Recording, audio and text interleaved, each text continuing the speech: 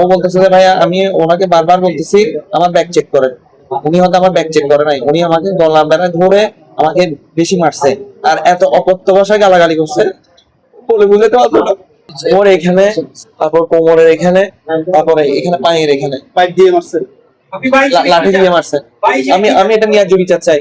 আপনি তো মামলা করেছেন? হ্যাঁ আমি মামলা করেছি। পুলিশ 2 জনকে সাসপেন্ড করেছে বলছে। জি। এরপরও আপনারা কি চান? মানে আমি চাচ্ছি আজকে যেটা ওর সাথে হয়েছে এটা সাধারণ পাবলিকের সাথে হতে পারে, এটা ডেফিনেটলি হতে পারে, এটা হয়তো আজকেও ন্যাশনাল প্লেয়ার হিসাবে যে এটা মিডিয়া কভারেজ করতেছে, কিন্তু অন্য কারো গুলো কভারেজ হচ্ছে না।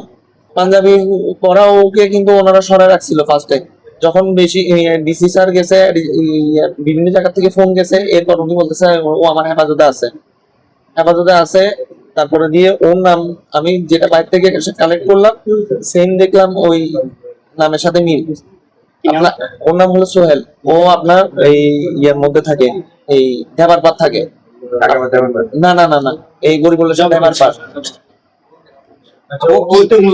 হ্যাঁ ও মূলত সোর্স, ও ডিবি পরিচয় দিছে। তাহলে এই যখন ওসি স্যারের কাছে মানে আমি জিজ্ঞেস করলাম যে ও যে ডিবি পরিচয় দিছে, আপনি যখন এই সেম ইয়ের মধ্যে আছেন তাহলে আপনি ওনার ডিবি পরিচয়টা কালেক্ট করেন, ওনার কার্ডটা দেখাইতে বলেন। কোনো কিছু করেনি। আপনাকে দেখার পর কি বললো? নাইম আমাকে দেখে কান্না করে দিচ্ছে।